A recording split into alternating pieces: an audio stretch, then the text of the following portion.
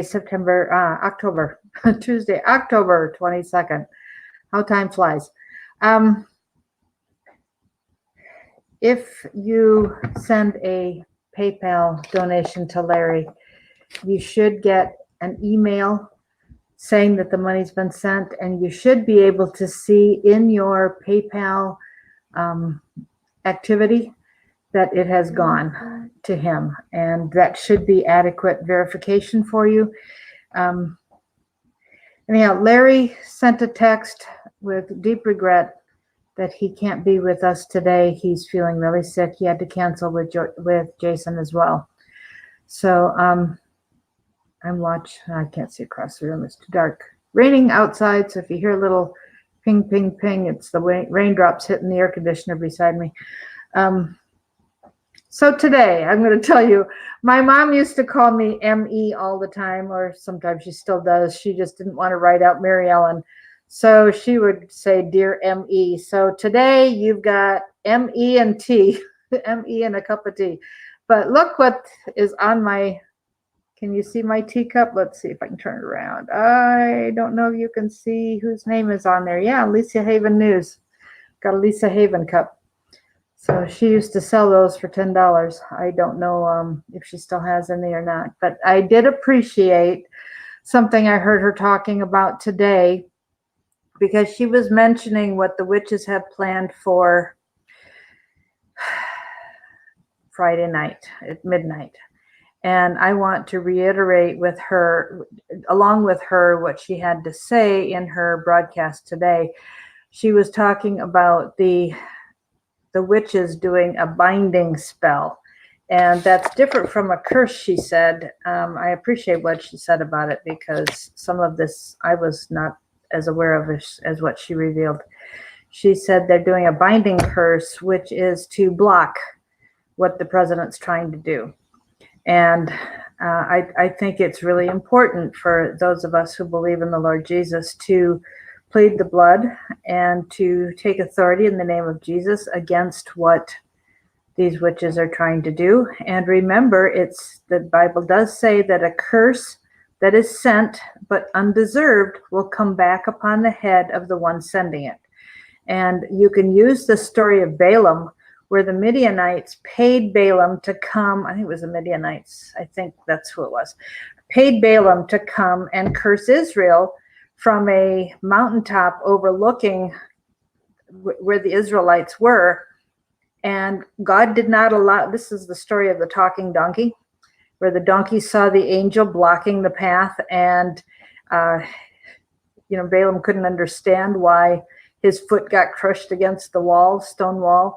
And finally the angel opened Balaam's eyes to see what the donkey had seen, and the donkey actually spoke to him.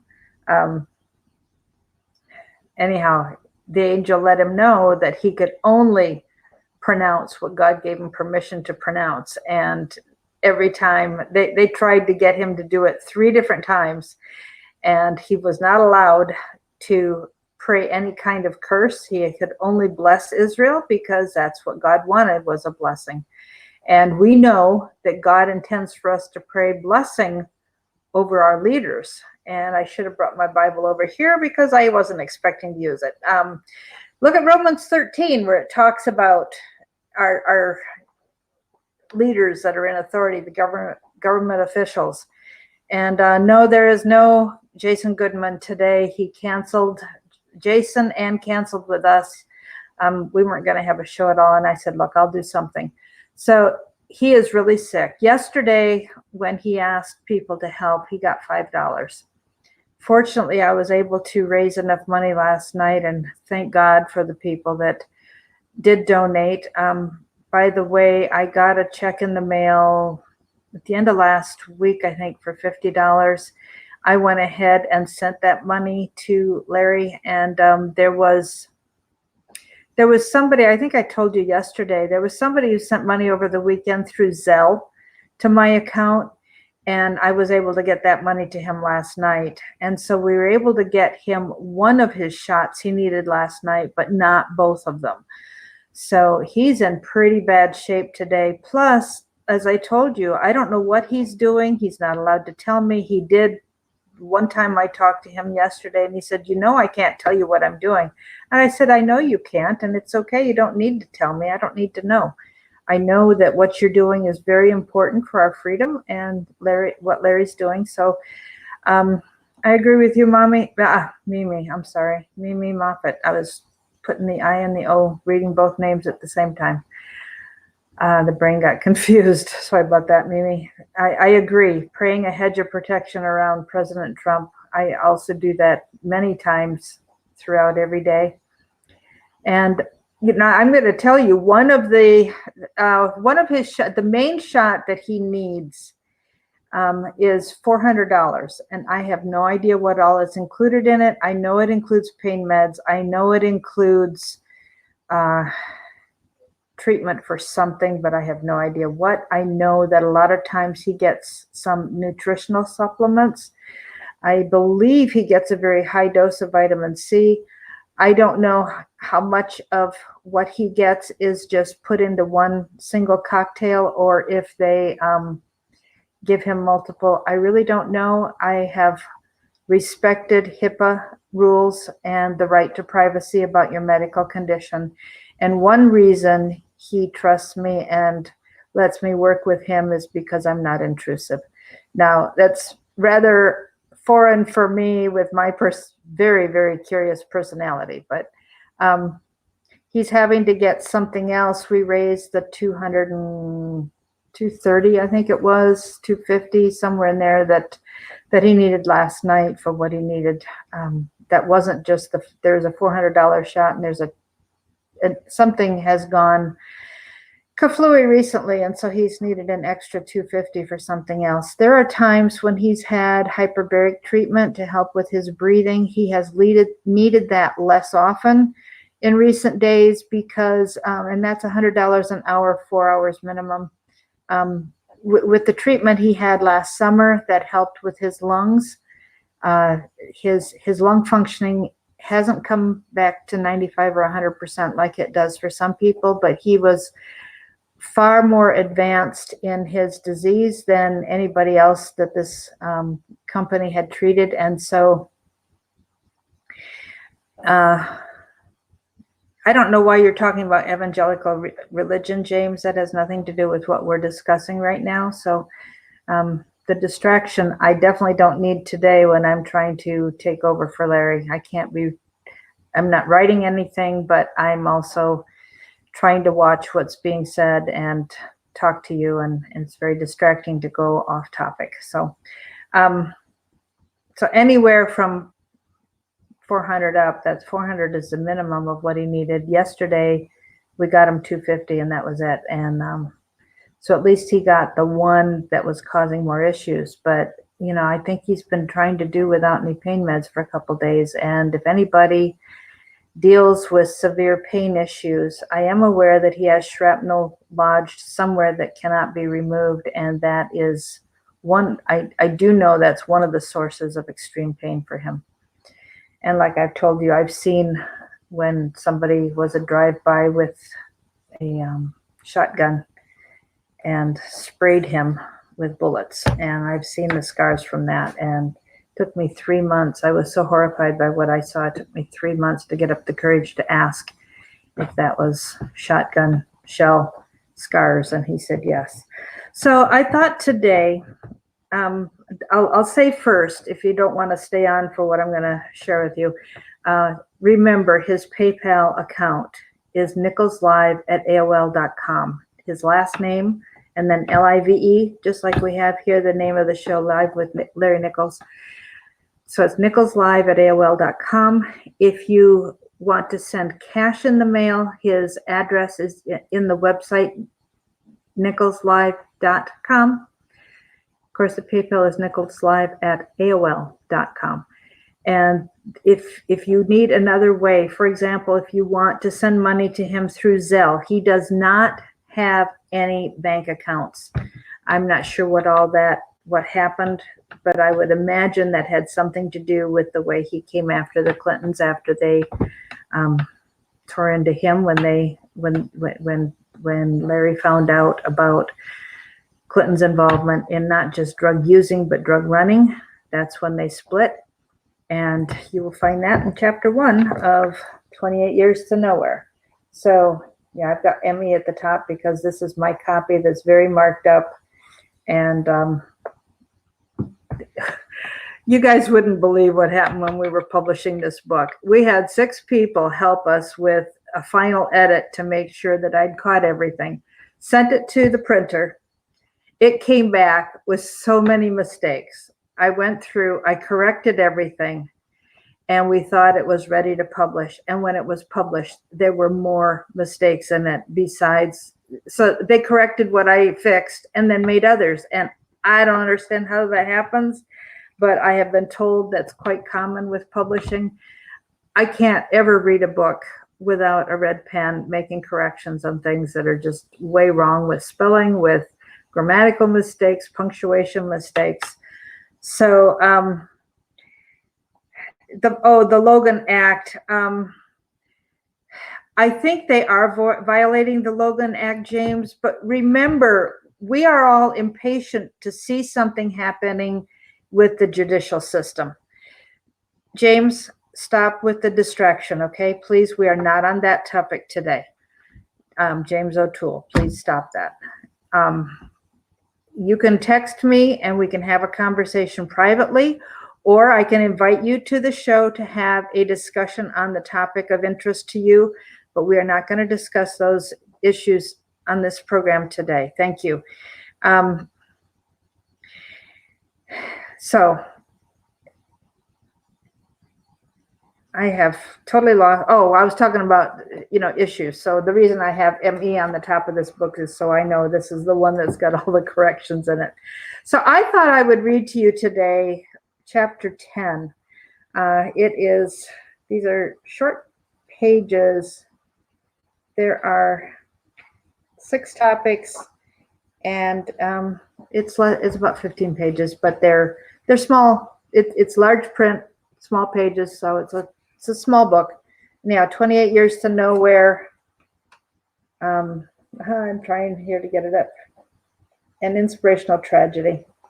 So Larry wrote it, I edited it, and he wanted my name on as a co-writer because I had to change so much to fix it. So that was very gracious and unnecessary, but very kind of him. So my final word, the future is war. This is chapter 10. The election is over and Donald Trump is our president. This was 2016, of course.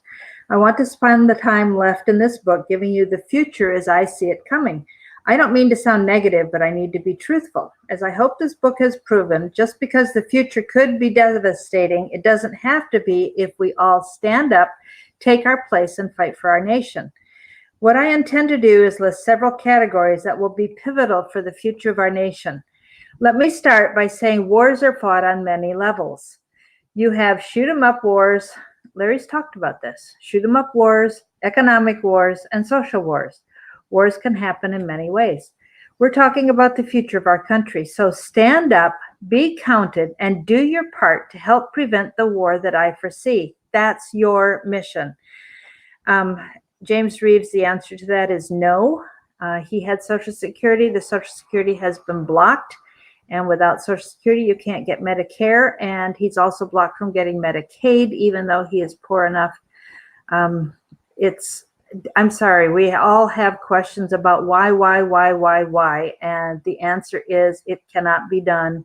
If it could be done, this brilliant man would have found a way. Okay, so back to the book. Number 1 is Islam. First, I want to deal with Islam. I want to make it very clear there's no such thing as a tame Muslim, at least not if the Muslims follow their teachings in the Quran. You see, and you've heard people say there is no radical Muslim. It's the same thing.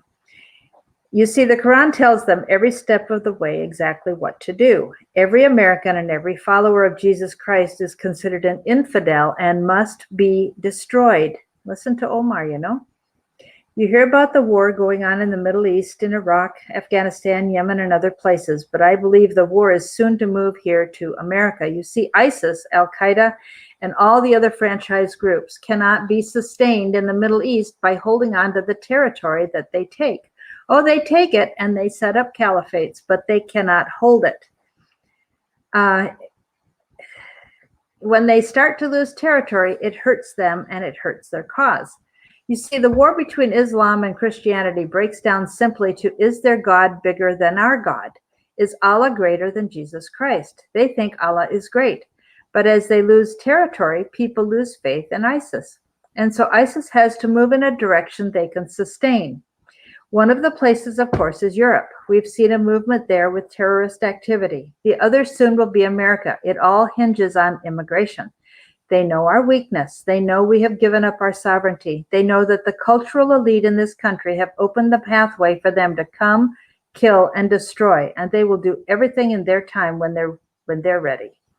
Donald Trump is doing everything he can to slow down this horde of Muslims being brought into our country without any type of vetting process. But as most of you should know, he's facing not only the cultural elite, not only the Democratic Party in the House and the Democrats in the Senate, he's also fighting the black-robed mob, i.e. the courts. They're making it virtually impossible for him to exercise his constitutional right and duty to protect this nation. So it's coming. Yes, Ms. Palmer, yes, definitely. I know people are going to insist that Islam is a peaceful religion, and you're wrong to think otherwise. Telling Larry that he's wrong to think that they're not a peaceful religion. Well, folks, consider this. When you've heard people talking about how peaceful Islam's religion is, have you ever heard anyone prove their point by asking you to read the Quran for yourself? They never tell you to get a Quran and read it for yourself to see it's about peace and love. The reason is because the Quran is not. The Quran is about killing and destroying the infidel. The Muslims have no problem with killing their own. In their world, that's turning someone into a martyr to achieve a higher place in Allah's heaven. Yes, they will certainly move their war here, and it's up to each and every one of you to stand up. Stand in support of President Trump and others that believe we must go back to a rigorous vetting system and stop the massive flow of unvetted Muslims from the Middle East to this country. That's trouble. That's trouble on the way. And the only difference between today and when it happens is just a matter of time. This time they may not go for the big home run like the World Trade Center catastrophe. This time they will most likely choose soft targets. And I'm aware they've already targeted nuclear power plants. They've been stopped, but they have tried. We are a target-rich nation of soft targets. Shopping centers, malls, restaurants, high school basketball and football games, almost anything and everything we can, almost anything and everything we do can be turned into a slaughter, and we must prevent it. As I said in my video, Revolution 2.0, one of the first things that should be done is to get back to states' rights. States need to empower themselves to protect people within their state from terrorism. And one of the things Larry said is the states turned over their rights and just handed them over to the federal government so they wouldn't have to do what they should be doing. It was really a lazy man's way out. You see, presently, if someone is suspected of terrorism, the local sheriff and state police must go to the federal government, and the FBI has to come and investigate. That's too cumbersome. Besides, we don't have enough FBI agents nationwide to secure the soft targets throughout the nation. If a state passes laws to set up state, county, and local terrorism task forces, then the local police will see the people on the street every day, can conduct investigations of their own. So if you have any friends who are in the police force, suggest this idea to them. A terrorism task force can be run like a narcotics task force. Create laws so states can prosecute. Make it a state crime in addition to a federal crime. Then, for the first time, we'll have hundreds of thousands of law enforcement officers watching out for terrorism on the ground level. War. War is coming. Don't let the liberal academia control the safety of our nation. Don't do it. They seem to have no concept of what is required to protect ourselves. They want to let everybody into the country. They want a nation with no borders. Muslims are building whole communities with the intention of setting up an Islamic caliphate. And of course, they stick together in large groups. And I find that there are a lot of people coming in from other countries, and we seem to get enclaves of this nation and that nation, and they're not assimilating like they used to do 100 years ago, and like my ancestors did when they came. Right here, the Muslims are building whole communities with the intent of setting up an Islamic caliphate. If you don't believe me, look at Dearborn, Michigan, and good grief, look at what's happening in Minneapolis as well. And there are so many, I'm going to say this is another aside, there are so many small towns that Obama sent enclaves of Muslims into small towns to overrun them. And, if they rise up, one or two little sheriffs and deputies are not going to be able to take on their masses. When that happens, what do? You see, when that happens, it's too late when they set up their caliphate. War is coming when Islam is an enemy of Christ. I don't understand preachers. I don't understand how preachers stand up behind their pulpits and talk to their congregations, but don't acknowledge that Islam is the enemy of Christ. We're supposed to fight those who are the enemy of our Lord and Savior, but we're not. And one day soon, we will pay the ultimate price. I have to say that the church that I was going to was even having a series of Sunday school lessons by a seminary student who came in and was trying to pretend that, or let these people in the Sunday school class think that Islam and Allah was no different from the way we thought. It just really upset me. And it was really hard to say anything to disagree, because it's amazing how brainwashed people are. They all jumped. And when you're with around the liberals that don't understand, they don't get it. They haven't been taught the truth. And anyhow, that's my take on that. So number 2, cultural elites. The second thing coming can be called the cultural elites of this nation. They are the people who believe they are so educated and knowledgeable. They're the only ones wise enough to lead our country.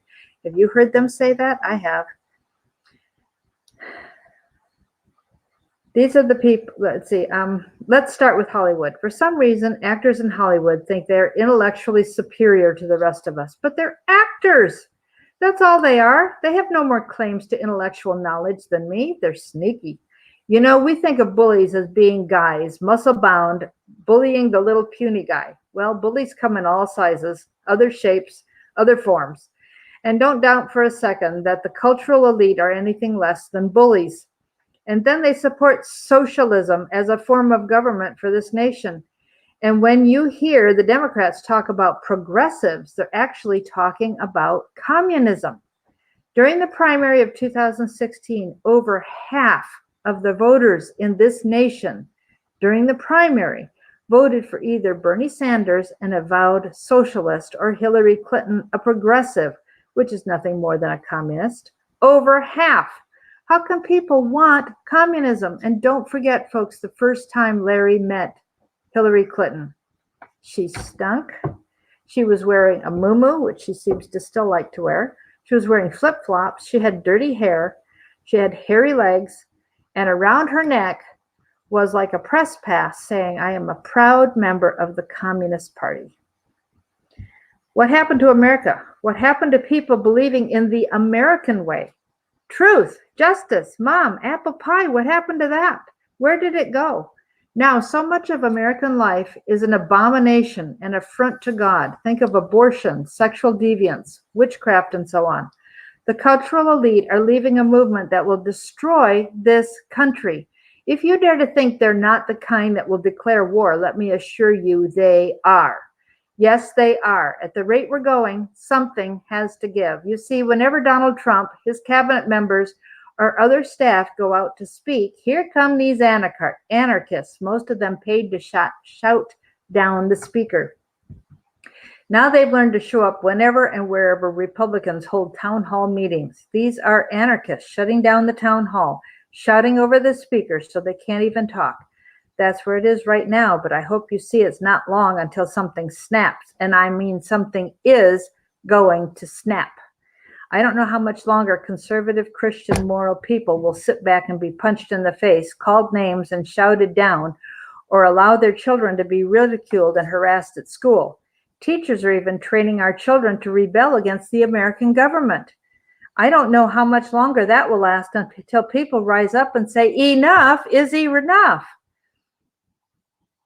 We already have violence in the street. How soon could violence turn into a real shooting right here in America? I don't know what these protesters want. News organizations have seen these protesters in the street or at events and asked them, what are you protesting about? What do you want? They don't even know. They just think it's cool to be there and protest. Are they deluded into thinking this is the way to make America great, or do they want to destroy this country? And if so, why? While students protest, we hear of another teacher or college professor actually teaching a class of impressionable students to resist our constitutional way of life and form of government. The war is coming. It has to come because society's conflicts will not work themselves out any other way. Something has to give. I don't want to see it, but I fear many of you are going to live long enough to see war. I fear my grandchildren will see it. Our children will see it. It will be something. It will be horrible.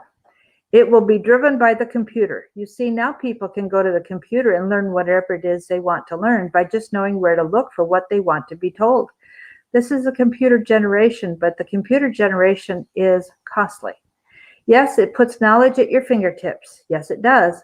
But what good is that knowledge if you only search until you find someone, some blogger, some reporter, or whoever believes as you do and reinforces your opinions or feelings? At that point, the days of true journalism will be gone. My word, gone. When I was, Henry, he has said many times, when you go to the internet, you are looking for somebody to agree with you. You are not going to be accosted by somebody who thinks differently from you. So back to the book. When I was fighting Bill Clinton 20 years ago, I was told the media couldn't cover my stories until I had 3 independent, verifiable sources. That was the standard of the trade, the industry then. Today, they don't need verification of anything. They just need someone to be creative enough to come up with something to say that could damage someone. The news media, as Donald Trump is so the news media, as Donald Trump so adequately calls the fake news media, nothing more than propaganda. They are nothing more than propaganda. Do not believe them. When you see a story in the mainstream media, I suggest your first response should be, that's a lie. And remember what you're seeing Democrats say. First of all, it's a lie. Second of all, what they are accusing somebody else of is actually their revelation of what they are doing. It's projection is the psychological term for it. Larry calls it transference. When I was in college, one of the simple courses I took that I could easily pass was a course called How to Read a Newspaper. The value of the course was learning that headlines can look awful damning, but I suggest you read on into the article. Generally, what you'll find in the fake media is that the article, if you read it carefully, has no connection to the headline or to its meaning, no connection at all. Have you noticed that? I have. You see, journalists know that people who read newspapers or stories on the internet read the headlines but don't read the depth of the story. This is nothing but propaganda. I'm trying to get my eyes so I'm looking at you, not just looking down. Sorry. Let's consider social engineering. Oh, yes, social engineering. That's what's happening to our children. You must stop it. How do we stop schools from socially engineering our kids? First of all, get involved. If you can, homeschool, and I will vouch for that. Miraculously, people without teaching degrees can homeschool their own children, yet historically and continuously, their children score way better than kids in public school. It makes no sense to pay teachers a lot of money in comparison to other countries when, with no formal education in teaching, parents can teach their kids, and their kids score higher than public school children. Besides, studies show that children learn better social skills from adults than from peers. So you don't harm your children with homeschooling. I know many people can't do that. The next best thing is to get involved with your children. Get involved with their schoolwork. Get involved with your local government. What I'm talking about is you must stand up. Set an example for your children by being active. You've got to quit sitting back and thinking somebody else will do it. That's what got us where we are today as we abstained. We thought we elected somebody who would do the work so we don't have to. We think we can go on about our lives because they'll take care of business for us. We were had. Engage in your local government. Reach out and touch your school board. Reach out and touch your local legislator. You can engage your friends. Engage the enemy. Please listen to this warning. We must put those who consider themselves the cultural elite into submission now, or they will force us into submission. Don't be deceived. The media makes it look like there are more of them than us. The media and the pundits talking on TV make you think they're smarter, that they have more wisdom. They interview the pundits who sound like wise people, but they're not. Most of the time, somebody parading as a pundit on television, if you hang on long enough, will reveal no accreditation for being a pundit. They merely work for some candidate's public relations. Most of it is lies. Lies. The internet, number 3. Next, we have the internet. It's an exciting tool if used properly. The problem is when it's not being used the way it should be, which is the majority of the time. A problem with the internet is that when people surf the net, they look for articles that agree with their own point of view. The internet should be a vehicle to provide instant access to the truth, and truth is not conservative, it's not liberal. The truth isn't Democrat, it's not Republican. The truth is the truth, but so many people misuse the internet. Remember, one of the enemies we face in the future, and that future is on us now, is the internet. So beware and watch for disinformation. Number 4, immigration. Immigration is truly one of the greatest enemies the United States of America will face over the next 10 years. It will determine whether we remain the United States of America or we become the United States of Central America. Without control of immigration, our system is busted. I don't know why more people in this country can't see the problem. When illegal immigrants come in, the first thing they do is take advantage of our infrastructure. Now, I know you all hear about the welfare and monies they receive when they arrive, but that's not necessarily true. Some do, some finagle a way to work it out, many don't. However, every person who enters this country illegally uses our roads and uses our emergency rooms because hospitals are required to treat them. Illegal immigrants even gain access to our school systems for their children. They draw on our infrastructure, and that costs us billions of dollars a year. Billions of dollars, folks, that we can't afford. Then so many of them tax our legal system, costing our country another fortune with the police, jail, and courts. Every way you turn, illegal immigration is a disaster to this nation. The problem, as you all should know by now, is that the Democrats see illegal immigrants as potential voters that historically vote in blocks and vote for Democratic candidates. The Republican establishment sees illegal immigrants as cheap labor for the big industries that pay their campaign fees. Who's fighting for us, the average American? Who's standing up for us? President Donald Trump, living up to his word, is one of the few people in modern political history who has actually tried and is trying to keep his campaign promises despite tremendous backlash. Remember, when you're up at night saying your prayers for this nation, don't forget we are a nation of laws. We are a nation that needs and depends on protected borders. Without them, we're not a nation at all. Be careful. Don't run from this issue. Don't let people argue that there's something wrong with you or that you're not humane because you care about secure borders. No, be truthful and keep your eye on immigration.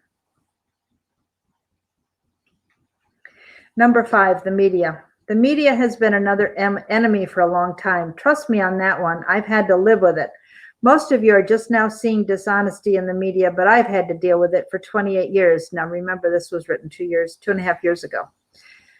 As I warned all those years about this enemy, when Donald Trump referred to the media, the mainstream media, as the enemy, he told the truth.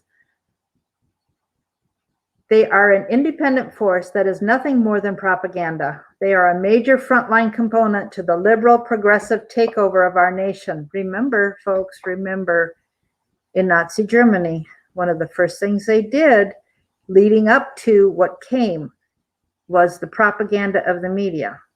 But the media also needs to remember, when we become social, if, I'm not going to say when, scratch that. If we become a socialist country, the first thing to happen is the media will be replaced by their own socialists. And it's not going to bode well, even for CNN. So they're a major frontline component to the liberal progressive takeover of our nation. Yes, they will want to take our nation over. They want to take all of us, take what we believe in, and discard us like old shoes. The media lies. The media takes half-truths, put them out as though they were real. When they need to destroy someone, if they can't find something in fact to use, they make it up. We're seeing it every day with President Trump. He's being attacked mercilessly by a media that is supposed since the founding of this nation to be true, fair, and honest. They're to protect our country. They're not to lie and steal it. If I could go on for hours, or I could go on for hours about the media, but I don't need to. You see it. You recognize it. What I would tell you is that there are things you can do to have an effect on the media that is trying to destroy our nation and take it over in the form of a silent coup. Get people together, go to the media's places of business, stand out front and protest. Do any of you have local radio or TV stations? Protest fake news. This could happen. The progressives and liberals do it, so anyone with a conservative bent should also stand out front. Above all, don't subscribe in any way to their publications. Cut off their money. New York Times, Washington Post, for crying out loud, even the Wall Street Journal's gone liberal.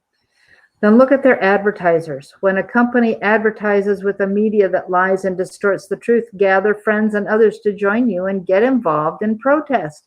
Make phone calls. Tell those companies if they continue to advertise with this or that media, whichever one they're using, you will not support their business as long as their support continues. We've effectively done this.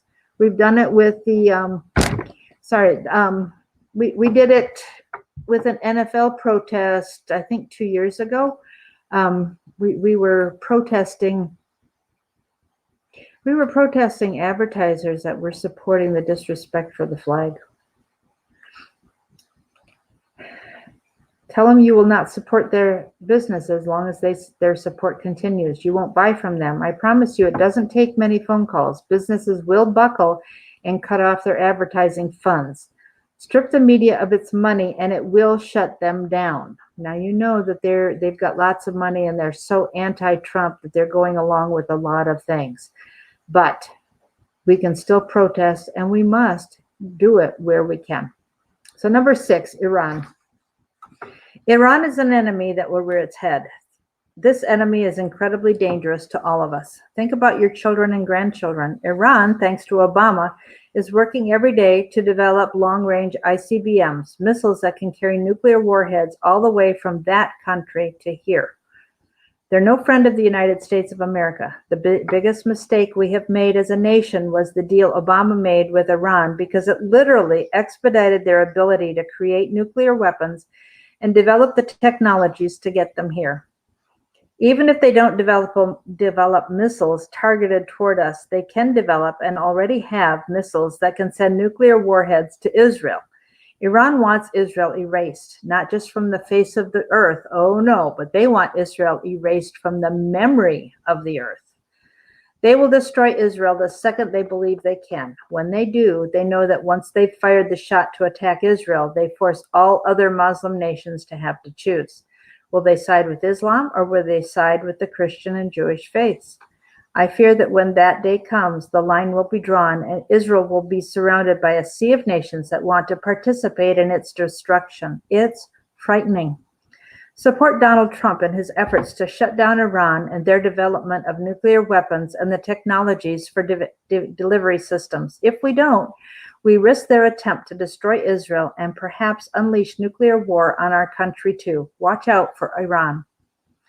Number 7, me. So this is me refers to Larry.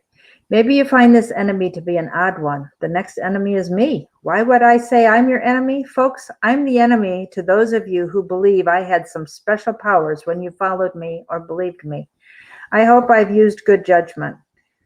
On things that mattered, I told you the truth. I hope that's how you see me, but when I speak of me, I'm also talking about anybody. Let me warn you not to follow anyone blindly. Don't. Protect yourself from being misled when someone tells you something. Make that person prove what he or she is saying. Prove it. When you listen to matters of your country, your family, or your faith, make speakers prove their facts. There's no harm in that. There are problems when you listen to leaders on talk radio. For example, Rush Limbaugh is a good man as I see him, but so many people just accept what Rush Limbaugh says. That's wrong. Make your own decisions. Do your own study. Be in control of your life. Never give too much power to anyone over your own life. Someone like me or Rush Limbaugh or Sean Hannity, and the list goes on and on.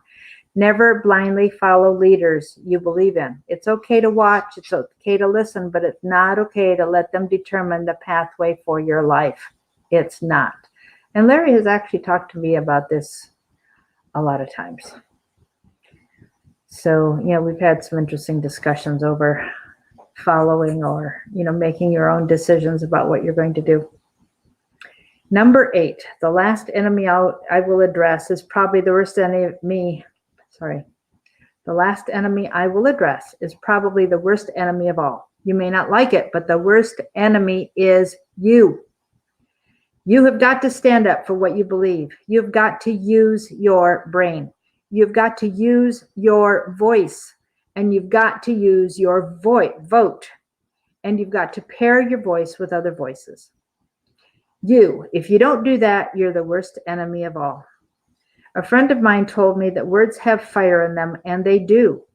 Use your words. I think I was on the call when that person talked about it. I think it was Michael Ortega who runs the Strike Force of Prayer.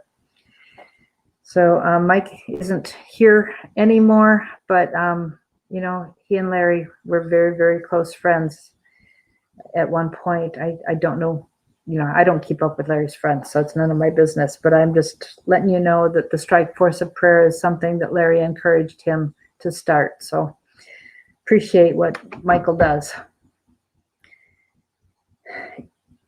Your words have fire in them. Use your words. They have fire. Think about things in your head. Think about them, but you can't act on everything. So act on your area of concentration and passion. We saw that yesterday with Larry when somebody asked about the governor's race in Mississippi.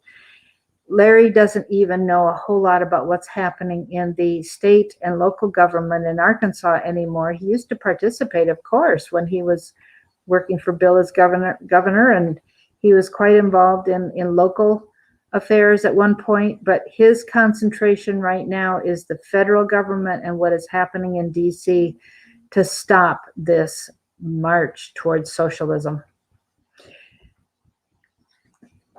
Thank you, Brenda. Yes, the book is on Kindle. If you want to get the Kindle version, you can get it from Amazon. If you want the paperback, you go to nicholslive.com under the merchandise page. Okie doke. Back to act on what's in your soul. I believe that the way God speaks to us, I think that is the way God speaks to us all. It's innate in all of us. We know what's in us. Far too often we think of something in our heads, we run out and say it only to look like a fool. If you state what you truly believe, there's fire in those words. Fire. And then there's steel in your deeds and in your actions when it means something. When you have a thought in your soul and in your whole spirit about an issue and then you act on it, there's steel in it. It means something. Don't just sit back and watch the world go by. Don't think somebody else will do it so you don't have to. We've done that for so many years that it has become a habit. We've done that for so many years until this election we've done that for so many years until this election that we had lost our country. We had lost our country. It was lost. And if Clinton had won, we would have had proof of that. but we didn't realize it, you know?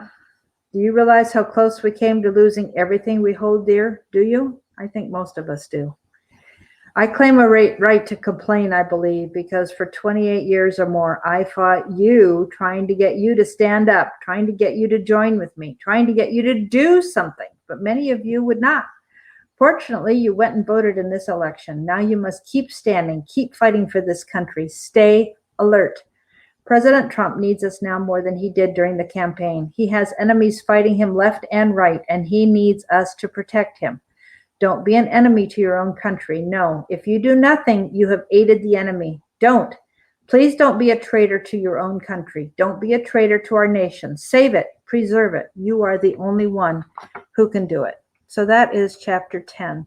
Now, 28 Years to Nowhere, I want you to know that Larry started writing it a mere, I think maybe 2 weeks after the inauguration in 2017. It took us 6 weeks to get it done, and we had it printed and for sale by the end of March 2017. And we've had 2 printings. I don't know if Alex Jones still has copies, but he paid for those, and so he keeps any profit from ordering. NicholsLive.com has them. I have some here, but I do not have ones with Larry's autograph. If you want Larry's autograph, you've got to get it through NicholsLive.com. Every book that Mark has for sale, Mark is hanging on to them, some of them there. I have some here. Every one of them have my autograph, for Larry having told me that I had to be his co-author. Let's see. I always sign it, get involved, stay involved, don't quit. And then I usually put 2 Chronicles 7:14, which is the scripture verse that Larry quoted before the election in 2016. So, you know, Larry is talking about what he knows is coming. And these are ideas that he had before Trump won the election. He knew it was coming. Oh, John, you are so right. Hosea 4:6. My people are destroyed for lack of knowledge. Yes, we have to wake up. We need to investigate. But remember, you know, Larry can't tell us his sources now because of who he's working with. But, you know, if you start listening to people in Washington, a lot of times you will hear Larry tell us something that's coming before it happens. And so that is his verification that what he is telling is the truth, because he knows before it happens. And, you know, this is the way he's been able to work for the last 30 years, because he has people in the know who contact him. And I don't have it marked to be able to go back and find it right now. He talks about at one point, you know, people who have put information in his mailbox, people who have set things in front of his door, and he gets very nervous about something that comes without a return address, because he doesn't know when he opens it up what he's gonna get hit with, you know. So, and I will warn you, never, ever, ever show up at his door and surprise him. If you intend to visit, you have got to make prior arrangements. I wanted to stay an extra day because I had flexibility with my schedule because of what I was doing that week, and I could have very easily have changed things around. I went to help him get books autographed, was the reason I visited, because there were people we had promised books to and he wasn't getting them signed. And so I went to help get in his face and get it done. So we spent a day together, and I got there I've told you before this story, but I got there on a Monday night, and the first thing Larry did, I didn't expect when he was on oxygen for him to come out. His wife wasn't home at the moment. She, I don't know where she was, but she was coming home soon, but I was just there a few minutes before I went to the hotel. I went in and took some gifts for her and so on. So just some little things. The first thing I was shocked that he came out to the driveway to greet me and verify that I was who I said I was, because I don't think he'd seen my picture, so he didn't know. So he came out to check, and the first thing he said was, "Now, don't you dare come back out to your car." It wasn't mine, it was a rental. He said, "Don't you dare come back out unless you look underneath first and make sure nobody has put a bomb under the car." He said, "I don't want anything happening to you." And he said, "Make sure when you go to the hotel that you don't park out front, but you hide the car out back somewhere," which is what I did. And my reaction was, "You're kidding, right?" And he goes, very serious face, "No, I'm dead serious." I was like, okay. We didn't get everything autographed on Tuesday, and he got tired and I had to leave.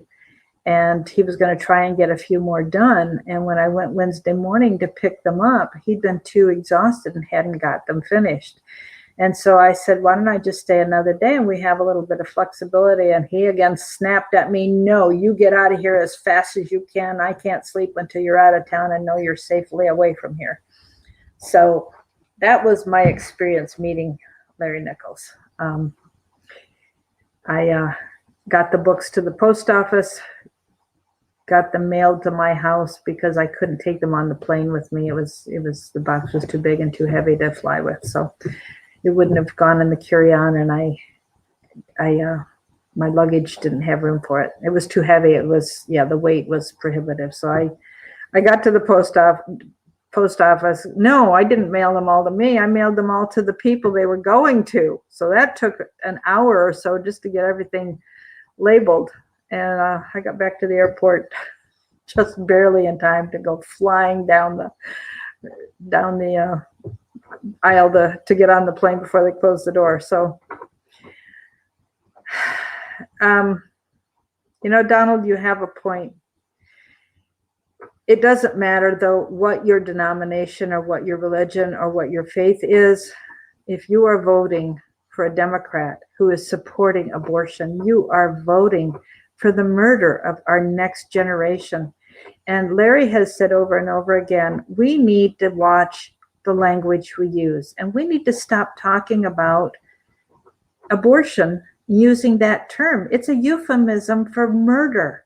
We need to stop using euphemisms and say it exactly as it is and what it is. Okay, I'm going to scroll up. While I'm scrolling up to see, there were a few questions. Somebody asked something about the truth of the witches and the curses that they do. Witchcraft is real. There are things that they can do in the spiritual realm. It is true. But as I quoted at the beginning, Scripture says that a curse that is not deserved does not alight and goes back on the head of the one sending the curse. And so we can pray, we can keep praying with Halloween coming. This is their big holy time, holy for them.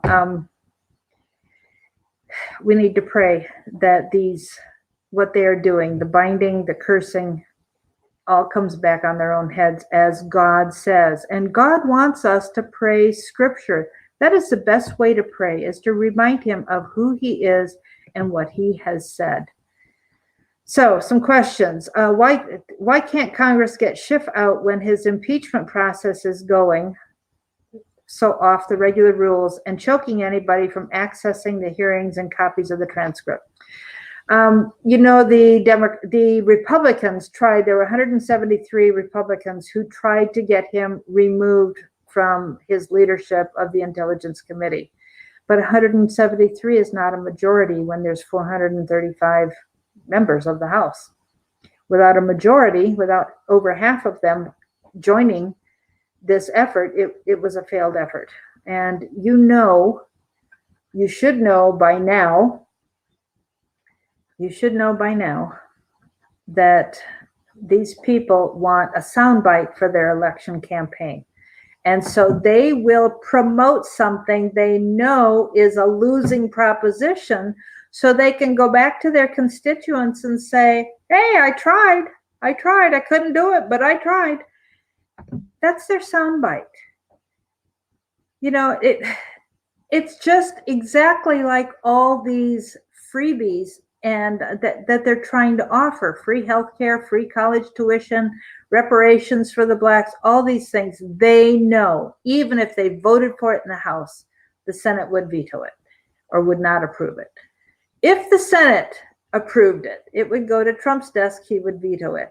Even if President Trump signed into law any one of these freebies they are offering to get their soft base to vote, they all know it would be dead in the water when it goes to the Appropriations Committee, because any law that is passed and approved and signed off on by the president first goes to the Appropriations Committee for funding.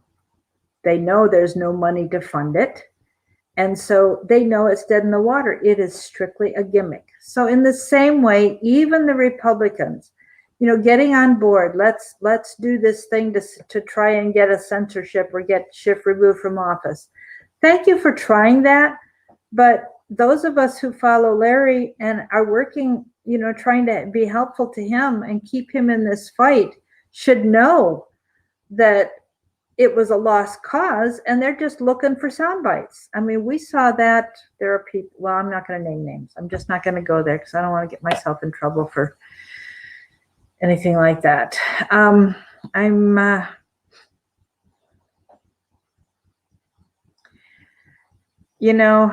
sorry, Mimi, about not being able to get the medical help you need. I do not understand why. And I know with Larry, there is somebody very high in the government that tried to advocate for him. He used to get Social Security, it was blocked. And when the person found out who it was, he said there was nothing he could do to undo it.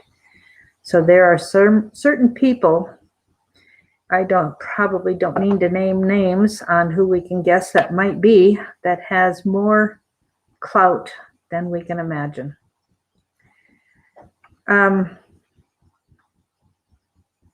Thank you, P. Clayton, for your endorsement of the homeschoolers. I'm the one that put that sentence in that the children, all children are better socialized by being around adults than being around their peers, because that is a study that came out of Homeschool Legal Defense. They did a study in Michigan, and it was a scientific study. They were comparing school kids and how they were socialized and how homeschool children were socialized by being just mostly with adults. They didn't have as much contact with children as the classroom kids did, whether it was classroom, it really was classroom of any type versus not public school, but it was classroom versus homeschool. And because adults have, at least in the past, known how to behave, they will pass on their good behavior to the children, and the children will pick it up. Whereas, when you're in a classroom, you're watching your peers do some pretty awful things. I mean, some of the things that happen in 5th grade, for example, with the girls at that age when their bodies are changing, I mean, they are just, talk about the mean girls. That's based on 5th grade behavior, let me tell you. Paul, you're right about Trump's special forces protection. I'm just looking for another question. I answered that one. Forgive me, I'm scrolling up to see to the beginning. I think most of this is comments, not questions. Okay, if you asked one at the very beginning that I missed it, then I'm sorry. I agree, James. Abortion should be considered premeditated first-degree murder of a helpless human being. That is what it is, in fact. And, there are some states that if a pregnant woman is murdered, that they will count it as 2 counts. There are other states that don't recognize the unborn at all, and that's not right. Where is Larry? I'm sorry, I need to repeat that. Larry sent me a text message a couple hours before the program to say that he was too sick to do either Jason's program or ours. When he asked for help yesterday, I mean, he was in dire need of financial aid to get the medication he needed to keep going, to stay in the fight.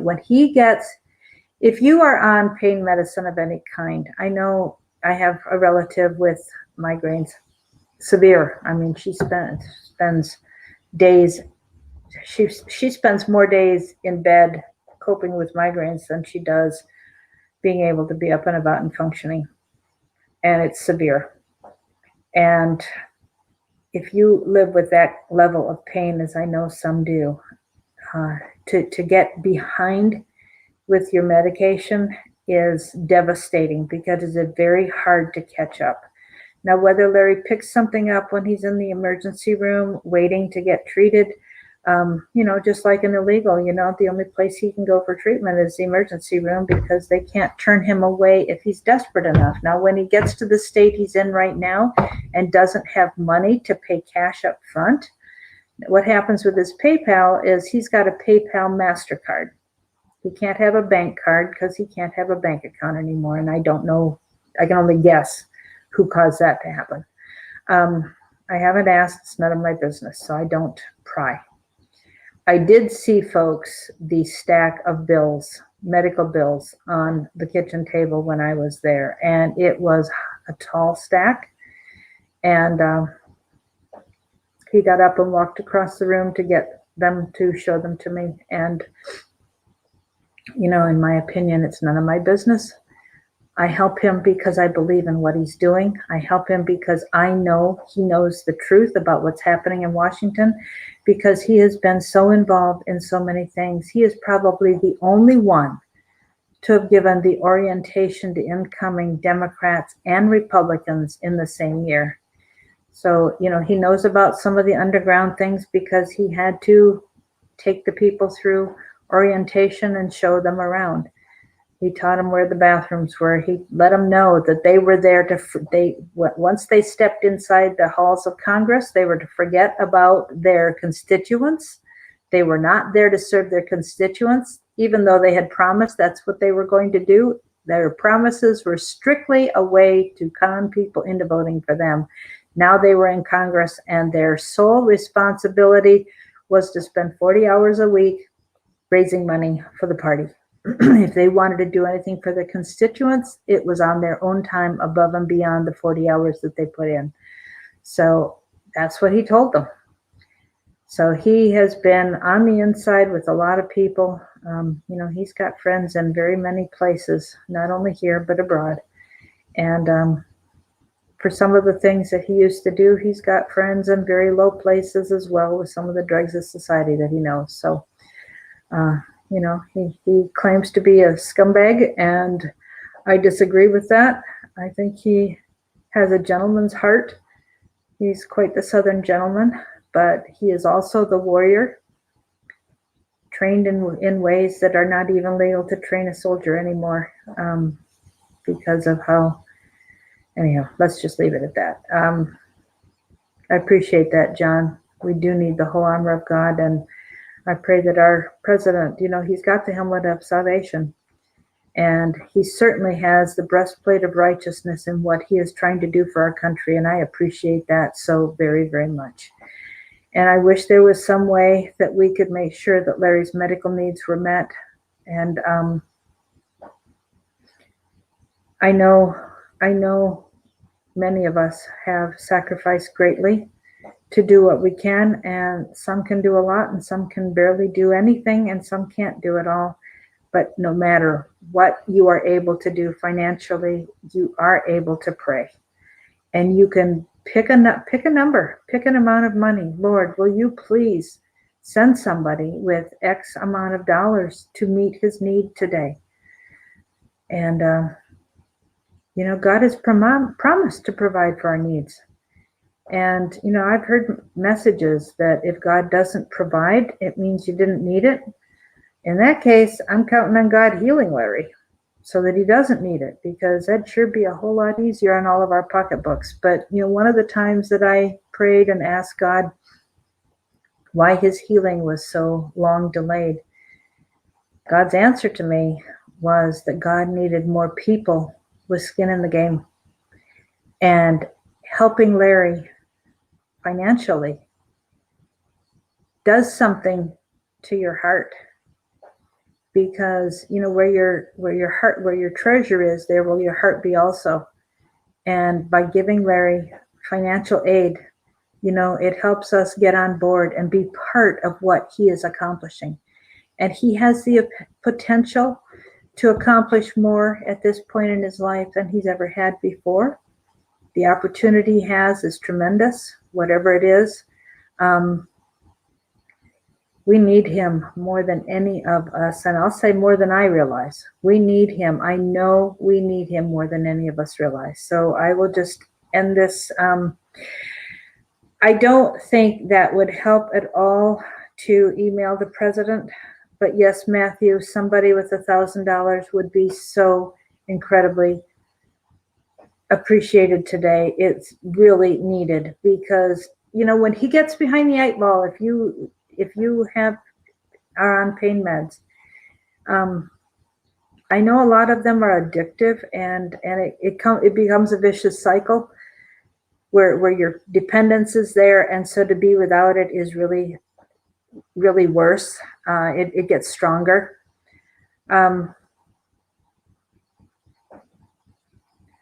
I love that, James. I wish you could tell it yourself, but I'll tell it for you. This whole business of talking about murder. We on the conference call last week, James was on the call with us, and he told us about having actually witnessed the spark of life coming into his wife when they conceived, and watching the spark of life leave, I think it was his mother's body when she died. It's pretty, I got goosebumps telling you that. Oh, yeah. I have seen videos where they have been able to videotape the spark of life. And I don't know if you guys have seen it. There's a video on what happens in utero. And there's a flash of light when the sperm enters the egg and the nuclei blend, connect. There's a spark of light that happens right at that second. And then they also have shown, I've also seen videos where the spirit of a person who has died has been seen actually coming up and rising out of the body.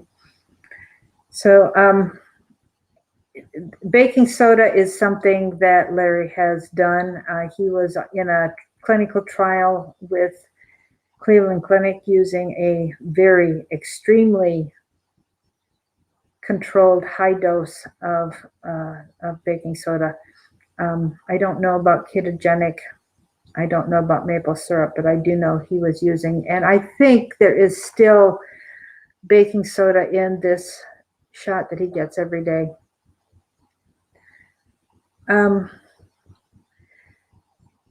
People who recycle pain meds, I don't know anything about that. Matthew, if you would look into that and text me when you've got an answer about that, we could certainly present that to Larry.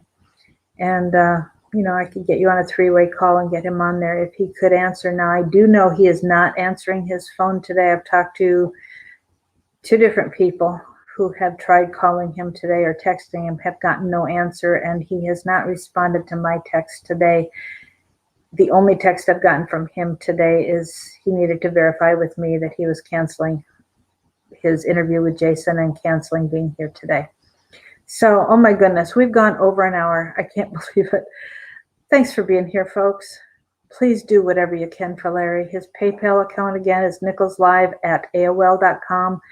There are links on the nicholslive.com website directly to his PayPal, his address for mailing cash only. If you need to send a check, if you want to do Zelle to a bank account, if you are sending a large enough amount that it needs to go through Western Union, it does not go to Larry, by the way. We have to get somebody who can go pick it up for him because he cannot. So he's been told many times, Scott, about CBD oil.